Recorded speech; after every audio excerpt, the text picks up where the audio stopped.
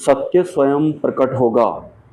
जब मैंने सिद्धि मार्ग का त्याग किया था, जब मैंने अपने आप से ही ये निर्णय लिया था कि आज के बाद मैं किसी भी तरह की कोई भी माइक शक्तियां या फिर सिद्धियां प्राप्त करने के लिए प्रयास नहीं करूंगा, और भले ही मेरी कुछ भी सिचुएशन हो जाए या फिर कुछ भी मेरी कंडीशन हो जाए, मैं माया से किसी भी तरह की कोई हेल्प नहीं मांगूंगा। अगर इस दौरान मुझे कुछ भी प्राप्त होता है तो मैं इसे परमात्मा की कृपा मानूंगा। और तब से लेकर आज तक मैं इसी मनोभाव के साथ परब्रह्म परमात्मा भगवान स्वामी नारायण की भक्ति करता हूँ। लेकिन जब मुझे खुद से ये डिसीजन लेना था कि आज के बाद मैं सिद्धि मार्ग का त्याग करने वाला हूँ, क्योंकि परमात्मा प्राप्ति से बड़ी कोई सिद्धि या फिर शक्ति होती नहीं है, और यही वास्तविक और अंतिम सत्य भी होता है। लेकिन ये सब जानने के बाद भी सिद्धि मार्ग का त्याग करने में मुझे इंटरनली अपने आप से ही फाइट करनी पड़ी थी। हालांकि अंतिम गुरु के टच में भी मैं उस वक्त था। मैंने अपनी मन की इच्छाओं पर ठोकरें मारी।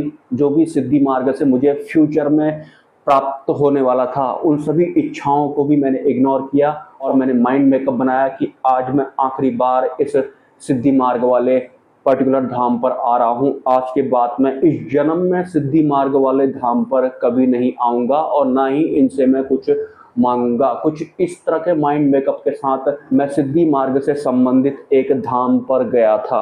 लेकिन कमाल की बात है, मेरे इस आंतरिक फैसले के बारे में मुझे और मेरे अंतिम गुरु के अलावा किसी को भी नहीं पता था। लेकिन मेरे अंतिम गुरु से पहले, मतलब जो अंतिम गुरु मेरे अक्षरधाम वाले हैं, उनसे पहले भी मेरे एक गुरु हुआ करते थे, जो कि अक्सर मुझे डांटा करते थे कि मैं सिद्धि मार्ग का प्रतिनिधित्व नहीं करता हूँ, मेरा मार्ग सिर्फ परब्रह्म की भक्ति करना है। और उनके लिए ही वो अपने शिष्यों को या फिर उनके जो भी सानिध्य में होते थे उनको वो ज्ञान दिया करते थे। तो उनमें से एक मैं भी था। लेकिन मैं सिद्धि मार्ग वाला भी था और मुक्ति मार्ग वाला भी था। मेरे जैसे और भी बहुत सारे लोग होंगे जो कि सिद्धि मार्ग वाले भी होते हैं, मुक्ति मार्ग वाले भी होते हैं। मतलब उन्हें संसार भी चाहिए और परमात्मा भी चाहिए। मतलब मेरे अंतिम गुरु से पहले सबसे ज्यादा भरोसेमंद मेरे जीवन में एक स्पिरिचुअल गुरु हुआ करते थे, जो कि पार ब्रह्म परमात्मा की भक्ति किया करते थे, और उनके बहुत सारे शिष्य भी हैं। और उनसे जब भी मेरा वार्तालाप होता था तो वो यही बात किया करते थे कि सिद्धि मार्ग मेरा मार्ग नहीं है। लेकिन फिर भी वो मुझे सिद्धि मार्ग के विषय में काफी कुछ जानकारियां दे दिया करते थे। तो ये सिलसिला चलता रहा था। लेकिन जब मैंने डिसाइड किया मेरे अंतिम गुरु के कहने पर कि तुम्हें सिद्धि मार्ग का त्याग करना है और आखिरी बार तुम इस धाम पर जा रहे हो, तो मैंने वही माना। लेकिन फिर भी मैं इंटरनल उस दिन अपने आप से बहुत लड़ा था। और उस दौरान मैंने अपने पहले वाले जो गुरुजी हुआ करते थे, जो कि अक्षरधाम से संबंध तो नहीं रखते हैं, लेकिन मैंने उन्हें इस विषय पर एक सवाल पूछा था जिसका जवाब मुझे आज आया है। मतलब सिद्धि मार्ग का त्याग करने के बाद मैंने उन्हें इन्फॉर्म किया था कि आप कहा करते थे कि तुम्हें सिद्धि मार्ग का त्याग कर देना चाहिए, तो मैंने कर दिया है। उनका जवाब मुझे आया है, और इस जवाब से आपको भी काफी कुछ सीखने को मिलेगा। मैं उनका जवाब आपके सामने पढ़ देता हूँ। आप सही दिशा में हैं, क्योंकि आपने सिद्धि मार्ग का त्याग कर साधना को मुक्ति की ओर मोड़ दिया है। दृश्य दिखना या ना दिखना प्रगति का मापदंड नहीं है, ये मन की तरंगे हैं। मतलब जो ध्यान में हमें दृश्य दिखाई पड़ते हैं वो मन की तरंगे होती हैं। और जब साधक गहराई में जाता है तो मन शांत होकर चित्र कम दिखाता है, और सच्चा अनुभव भीतर की शांति और जागरूकता में होता है। नोटिस करना है आपको इस लाइन को।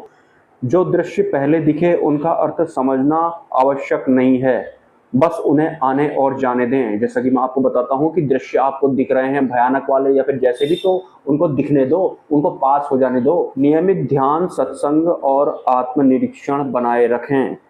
आपका मार्ग अब सही है, बस धैर्य और निरंतरता रखें, सत्य स्वयं प्रकट होगा। और वास्तव में जो साधक या फिर जो भक्त जो कि परब्रह्म की भक्ति करता है, जो ये सब फॉलो करता है, इन्हें समझता है, वो तो एक दिन उसके सामने सत्य प्रकट हो जाता है। ये वास्तविकता है परब्रह्म परमात्मा की जो भक्ति करते हैं उनकी। तो क्या सीखने को मिलता है हमें इस ईमेल से, कि जो ध्यान में हमें दृश्य दिखाई पड़ते हैं, अगर हम परब्रह्म की भक्ति नहीं कर रहे हैं, अंतिम गुरु के सानिध्य में हम नहीं हैं, तो फिर वो जो दृश्य होते हैं वो मन की तरंगें होती हैं और हम उनमें भटक सकते हैं।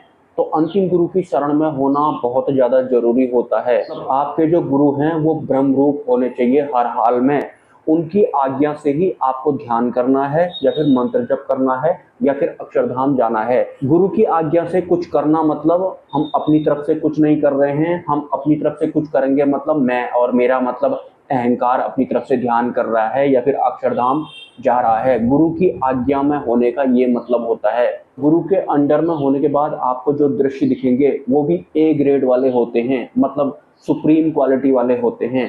अगर गुरु के अंडर में हम नहीं हैं तो फिर वो किस कैटेगरी के हैं और कहाँ से हमको माया लपेटेगी एक साधक को या फिर एक शिष्य को, ये श्योरिटी भी नहीं होती है। तो गुरु की शरण में होना बहुत ज़्यादा अनिवार्य होता है। इसके अलावा सतमार्ग पर चलना या फिर वास्तविक मुक्ति के मार्ग पर चलना या फिर अंतिम गुरु के सानिध्य में चलना, उसके बाद जो कुछ भी आप करते हैं, ये सब करने को एक इंसान या फिर एक साधक अपने बुद्धि से ऐसे जज करता है कि अगर मैं परब्रह्म की भक्ति करूंगा तो फिर मुझे ये संसार छोड़ना पड़ेगा, मतलब मुझे अपना काम धंधा बंद करना पड़ेगा।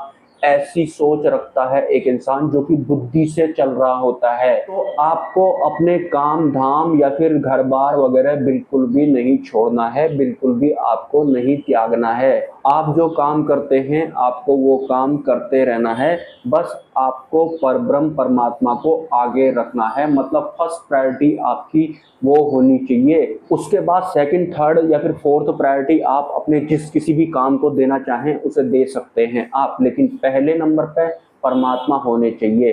परमात्मा को दिमाग में रखकर या फिर उनको साक्षी मानकर ही आपको कुछ भी इस दुनिया में करना है, हालांकि गलत तो फिर भी नहीं करना है। और हाँ, आपको अपने परिवार का त्याग भी नहीं करना है, वो बात अलग है अगर आप सिंगल हों और आप अकेले हों। परब्रह्म की भक्ति या फिर ब्रह्म रूप होने का मतलब ये है कि परिवार में रहने के बाद भी आप लिप्त नहीं हैं, किसी भी काम को करने के बाद भी आप अलिप्त हैं, या फिर कोई तथ्य या फिर कोई विषय आपके फेवर में है या फिर आपके फेवर में नहीं है, वो आपको प्रभावित नहीं कर रहा है। जब तक आपको यस नो या फिर द्वंद्व प्रभावित करता है तो तब तक आप ब्रह्म रूप नहीं हैं। तो ब्रह्म विद्या या फिर ब्रह्म रूप होने के विषय में जो बुद्धि पर हैं, जो लोग जो मन के ही अंडर में हैं, माया के ही तल में हैं, वहीं से सोच समझ रहे हैं, कुछ भी डिसीजन ले रहे हैं, परमात्मा को अपने दिमाग से कुछ भी समझ ले रहे हैं, तो परमात्मा के बारे में या फिर ब्रह्म रूप होने के बारे में जो भी आपकी बुद्धि समझ रही है वो बिल्कुल भी सच नहीं है। सच क्यों नहीं है या फिर दूसरा सच क्या होगा, अगर ये भी आप बुद्धि से ही सोचेंगे समझेंगे तो वो भी सच नहीं होगा। तो जो काम कर रहे हैं आपको वो काम भी करते रहना है, लेकिन जैसा कि मैंने बताया कि आपको परब्रह्म परमात्मा भगवान स्वामी नारायण का ध्यान करना है, उनका ही मंत्र जप करना है और उनकी ही भक्ति आपको करनी है। तो जब आपको कुछ वक्त हो जाएगा तब जा करके आपको बुद्धि और मन पार वाली व्यवस्थाएं या फिर इंद्रियां या फिर अनुभव आपको समझ में आने लगेंगे। उससे पहले आपकी बुद्धि समझेगी, आपका मन समझेगा, आपका मैं और मेरा यानी कि अहंकार समझेगा, वो कुछ भी डिसीजन ले सकता है। वो ये बोलने में भी पीछे नहीं हटेगा कि पहले मैं 1 करोड़ रुपए कमा लेता हूँ, उसके बाद जाकर मैं परब्रह्म की तरफ बढ़ूंगा, क्योंकि 1 करोड़ मेरे पास आ जाएगा तो उसके बाद मेरा बुद्धि और मन शांत हो जाएगा, तो उसके बाद मैं परब्रह्म की भक्ति करूंगा या फिर करूंगी। देखिए 1 करोड़ रुपए अगर आपके पास आ जाता है तो फिर तो माया वाले सुख में आप घिर जाएंगे। और ब्रह्मरूप होना ऐसा नहीं होता है कि आपके पास 1 करोड़ आया तो आपको फर्क पड़ जाएगा, नहीं आया तो फर्क पड़ जाएगा। आपको इन दोनों अवस्थाओं में कोई फर्क नहीं पड़ता है, भले ही आए या फिर ना आए।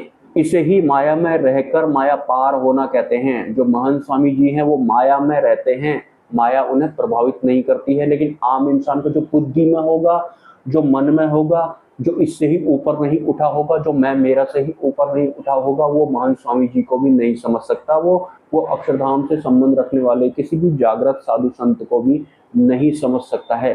तो पहले आपको उस मार्ग पर चलना है। जैसे मैंने अपने अंतिम गुरु के एक बार कहने पर सिद्धि मार्ग का त्याग कर दिया था, हालांकि उस दिन मैं अपने भीतर से बहुत लड़ा था, आप लोग भी जानते हैं, मैंने तो वीडियो भी बनाए थे उस वक्त।